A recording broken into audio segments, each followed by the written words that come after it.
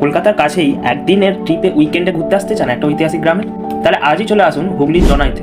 মাত্র 1 মিনিটে দেখে নিন এখানকার সেরা 3টি আকর্ষণ। আমাদের প্রথম স্টপ প্রায় 250 বছরের পুরনো জনাই বাজার বাড়ি বা মুখার্জি রাজবাড়ি। বিশাল ঠাকুর দালান আর ইউরোপীয় স্থাপত্যের এই বাড়িটি কিন্তু বলিউডের ভীষণ ফেভারিট শুটিং স্পট। এখানে দুর্গাপুজোর সময় এলে নানা মানুষের ঢল নামে এখানে। ঠিক এরপরেই চলে আসুন জনাই মিত্রবাড়ির সামনে।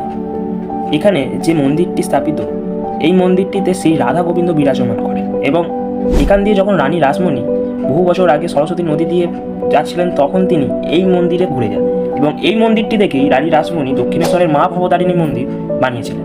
এখানকার অন্যতম একটি মূল আকর্ষণ হলো দিঘির ঘাটে সারিবদ্ধভাবে দাঁড়িয়ে থাকা ঐতিহ্যবাহী আটচালা শৈলীর দ্বাদশ শিব মন্দির। শান্ত পরিবেশে কোষ্ঠী পাথরের শিবলিঙ্গ দর্শন মন ভালো করে দেবে। আর সব শেষে আপনারা চলে আসতে পারেন জনায়ের সেই জাগ্রত দেবী মা বৈদ্যমাতার মন্দিরে। লোকবিশ্বাস অনুযায়ী যে কোনো রোগ ব্যাধি থেকে মুক্তি পেতে এই মন্দিরে মানুষের মানত করতে আসেন। জনায়ের আধ্যাত্মিকতার মূল কেন্দ্র হচ্ছে এটি। ভিডিওটা ভালো লাগলে লাইক আর শেয়ার করতে ভুলবেন না কিন্তু।